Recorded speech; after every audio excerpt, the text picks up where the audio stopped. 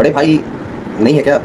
गुरु की महादशा है, शुक्र की अंतर्दशा है, ठीक तो है इस समय, काफ़ी अच्छा है, बिजनेस चलेगा, बिजनेस करें, कोई दिक्कत नहीं है। गुरु में शुक्र चल रहा है, अच्छा है इनका, कम्युनिकेशन भी बहुत अच्छा है इनका, बिजनेस में कोई दिक्कत नहीं है, कोई स्ट्रगल नहीं है, कोई इन्वेस्टमेंट का लॉस नहीं है, आराम से बिजनेस करें, ये कोई दिक्कत नहीं है। अच्छी कुंडली तो है, इस समय बहुत अच्छा चल रहा है इनका 2026 दिसंबर तक, और उसके बाद भी शॉपिंग मत मिस का, नमस्ते जी, उसके बाद भी समय अच्छा है, आपको परेशानी नहीं आने वाली है, बिल्कुल टेंशन लेने की जरूरत नहीं है। गुरु में राहु जिस दिन चल गया उस दिन आपको बच जाना चाहिए, उस दिन आपको तकलीफ आएगी। जिस दिन गुरु में राहु चल पड़ेगा उसके पहले आपको कोई तकलीफ नहीं आने वाली है। गुरु में राहु जब चले तो उस समय सतर्क हो जाइएगा, मतलब ये जो समय होगा आप याद रखिएगा, 2030 जनवरी से लेकर जून 2032, ये समय आपके इन्वेस्टमेंट का लॉस देगा, इस समय आपको बचना है। बाकी समय तो अच्छा है आपका। प्रॉपर्टी वगैरह लिया है आपने इस गुरु की महादशा में? प्रॉपर्टी, गाड़ी, ये सब दे रहा है, तो बिजनेस अच्छा चलने वाला है। हाँ, एक चीज़ और है, थोड़ा सा ओवर थिंकिंग ये कराएगा आपको, इससे थोड़ा बचिएगा, ओवर थिंकिंग से, थोड़ा ईगो से बचिएगा, ईगो भी दे रहा है ये। कम्युनिकेशन अच्छा है आपका, कम्युनिकेशन बहुत अच्छा रहने वाला है, बिजनेस में अच्छा खासा आप कर पाएंगे, है ना, तो इनको ये बोल दीजिएगा। इनकी कुंडली में गेन बहुत अच्छा होने वाला है पैसे का, नो डाउट, और इनको जो है कुछ उपाय करवाइए जिससे बेहतर से बेहतर, क्योंकि देखिए समय जब अच्छा चले ना तो उपाय बहुत अच्छे तरीके से करके रिजल्ट बहुत अच्छा लेना चाहिए। कुंडली इस समय इनकी काफ़ी अच्छी है और आगे भी रहने वाली है, आगे भी कोई दिक्कत नहीं है।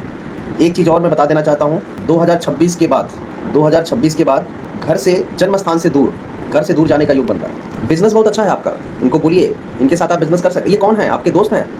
ठीक है, यदि आपका डील हुआ है तो इनकी कुंडली अच्छी है, कुंडली गुड अच्छी है, कुंडली कोई दिक्कत नहीं है, बिजनेस बहुत अच्छा करेंगे और बहुत अच्छा। बस 2030 से लेकर 2032 ये वाला समय इनका खराब होने वाला है, बाकी सब समय सही है। 2030 तक ये पीछे मुड़ के नहीं देखेंगे, आगे ही बढ़ेंगे, ठीक है ना। गुरु की महादशा चल रही है, अच्छा है इनका गुरु। धोखेबाज तो नहीं दिख रहा है यहाँ से कोई, देखो धोखेबाज इन द सेंस क्या है कि यहाँ से कोई बहुत ज़्यादा, थोड़ा सा ईगो की प्रॉब्लम दिख रहा है इसमें कुंडली में, बाकी धोखेबाज तो नहीं दिख रहा है, थोड़ा सा ईगो की प्रॉब्लम देगा। कम्युनिकेशन इनका अच्छा है, कम्युनिकेशन भी अच्छा है, ईगो की प्रॉब्लम है, कम्युनिकेशन इनका अच्छा रहेगा बहुत। और दूसरी चीज़, प्रॉपर्टी और गाड़ी इनके पास काफ़ी हो सकता है, प्रॉपर्टी और कार वगैरह की संख्या इनकी मल्टीपल हो सकती है, चाहे पेरेंटल हो और चाहे इन्होंने खुद बनाई हो, और आगे भी बनाएंगे। 2030 से लेकर 2032 तक इनको बचने की ज़रूरत है। हाँ, रिच रहेंगे, रिच का कोई दिक्कत नहीं है, पैसा वैसा काफ़ी अच्छा है इनके पास। बस एक चीज़ मुझे यहाँ पे खटक रही है, मैं बता रहा हूँ आपको क्या है, इनकी मैरिज लाइफ को लेकर थोड़ा सा मुझे टेंशन दिख रही है, मैरिज लाइफ को लेकर थोड़ा तनाव दिख रहा है मुझे, मैरिज में थोड़ा तनाव इनके आ सकता है फ्यूचर में। डिवोर्स हो गया है, ओके, मतलब वही बता रहा हूँ कि मैरिज लाइफ को 2 शादी के योग दिख रहे हैं। रीज़न क्या है ना, 7th हाउस हमने चेक किया, यहाँ बुध आ रहा है, तो बुध क्या करता है, 2 मैरिज करवाता है, और बुध के ही नक्षत्र में बैठा हुआ है, कंफर्म हो जाती है चीज़। एक बिजनेस तो अभी चलेगा 2030 तक इनका अच्छा, 2030 के बाद बिजनेस में इनको थोड़ा मुश्किल होगा। कब तक? 2030 तक सब अच्छा चलने वाला है, 2030 के बाद इनकी लाइफ में दिक्कतें आएंगी, और ये दिक्कतें रहने वाली हैं करीब 2038 तक, 2037 तक। तो ये 2030 से 37 ना बिजनेस के लिए थोड़ा सा, मतलब जिस लेवल पे ग्रोथ हो रहा होगा थोड़ा सा डाउन हो जाएगा, ये थोड़ा समय संघर्ष का रहेगा। मैरिज लाइफ को लेकर थोड़ा सा दिक्कत रहेगी, और बड़े भाई इनके नहीं होंगे, जहाँ तक मुझे लगता है इनके बड़े भाई नहीं होंगे, बड़े भाई इनके नहीं होंगे, और परिवार में भी थोड़ा सा तनाव इनकी वजह से रहता होगा, वो थोड़ा ध्यान देना है। पैसे को बचाना थोड़ा सा मुश्किल है, पैसे बहुत खर्च करते होंगे, मतलब ये लग्जरी लाइफ को जीने के लिए पैसे खर्च करते होंगे। धन को, जैसे कि एग्जाम्पल मेरा कहना ये है कि जैसे इन्होंने मान लीजिए कि 100 रुपये कमाया, ठीक है, तो सेविंग करने में इनको दिक्कत आती है, खर्च करते ही ज़्यादा होंगे, सेविंग ये ज़्यादा नहीं कर पाते होंगे। और ये सेविंग यदि करना चाहते हैं तो मैं कुछ उपाय दे रहा हूँ, करवा दीजिएगा, सेविंग होने लगेगा, ठीक है ना, तगड़ा वाला उपाय दे रहा हूँ यदि सेविंग करवाना है तो। आने वाले समय में करीब 5 साल के बाद इनकी 7.5 भी शुरू हो रही है, 2030 के आसपास में 7.5 भी शुरू हो जाएगी। हालांकि देखिए, जब आप पूछे थे कि 12वें में शुक्र है कैसा होता है तुला राशि में, बट केपी में शुक्र यहाँ आ गया है 11th हाउस में, अपनी राशि में बैठा है, this is good sign. But ध्यान देने वाली बात है, 2030 से 2038-37 तक, 2030 से 2037 तक प्रॉब्लम रहेगी। ये टाइम को थोड़ा सा बिजनेस में रुकावट आएगा, हाँ, ये बिजनेस में इस समय रुकावट आएगा। चीजें बनेंगी, ऐसा नहीं कि चीजें नहीं बनेंगी, रुकावट के साथ स्ट्रगल थोड़ा सा बढ़ेगा। मतलब जैसे मान लीजिए कि आप 100 की स्पीड में चल रहे हैं तो वो स्पीड 80 हो जाएगी, ये चीजें। बाकी चलता रहेगा, काम धाम चलता रहेगा, ऐसा कुछ दिक्कत विशेष नहीं होगा, बट स्पीड डाउन होगा काम धाम का। मेजर कोई प्रॉब्लम नहीं दिख रहा है। मेजर प्रॉब्लम जो इन्वेस्टमेंट का लॉस वाला आएगा ना, वो 2030 से 2032 के बीच में आएगा, है ना।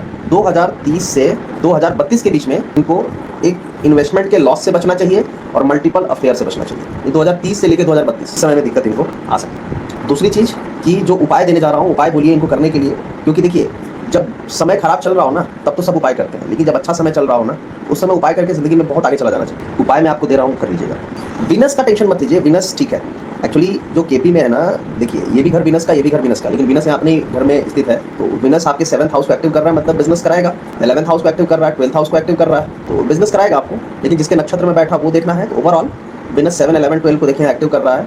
और बाकी कोई दिक्कत नहीं है, प्रॉपर्टी पैसा वगैरह देगा, अच्छा करेगा, कोई नुकसान स्पेशली नहीं देने वाला है। वीनस अच्छा करने वाला ओवरऑल। तो इनको एक जो उपाय दे रहा हूँ, पहली बात तो इनको बोलिए केसर का तिलक डेली लगाएं। केसर तिलक इनको डेली पहले लगाना चाहिए।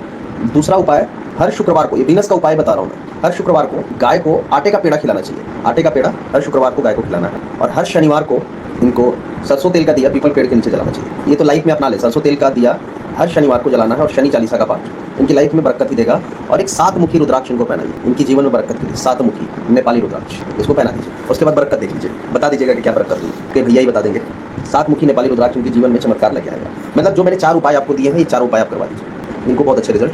हाँ, एक चीज़ और करिए, हर बुधवार को विष्णु सहस्त्र नाम भी करिए, मैरिज लाइफ सही कर देगा। नेम फेम तो मैं अभी नहीं मिलेगा इनको, 2026 तक जितना मिल जाए मिल जाए, 2026 के बाद डाउन हो जाएगा।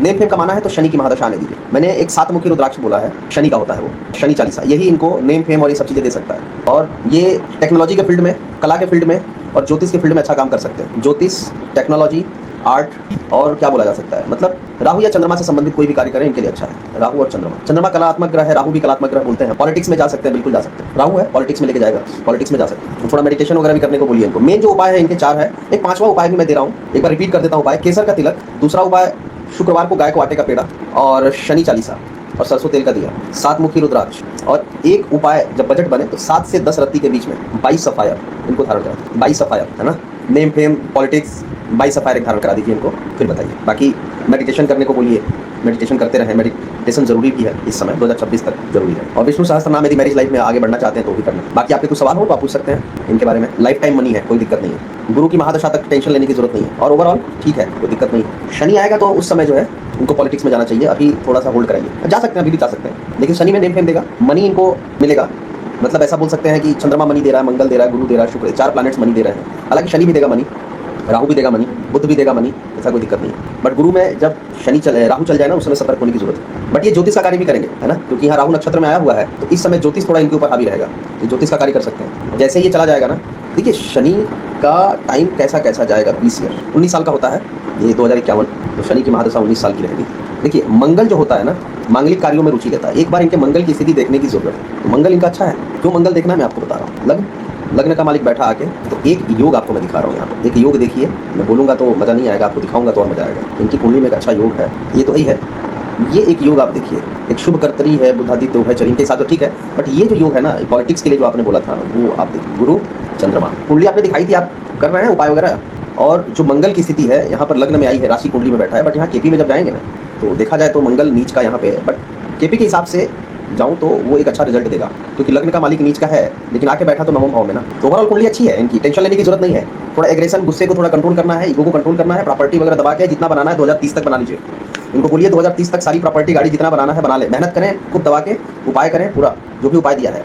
नहीं, केपी में नीच का हो रहा है ना, राशि में नहीं है, कोई प्रॉब्लम नहीं दे रहा है ना, नक्षत्रों वाइज तो एकदम बेस्ट रिजल्ट दे रहा है। तो मंगल का भी कोई रोल भी नहीं है ना, जब मंगल आएगा तब देखेंगे। वैसे मंगल का कोई रोल नहीं है, मैंने तो इसलिए बता दिया कि लग्न का मालिक है।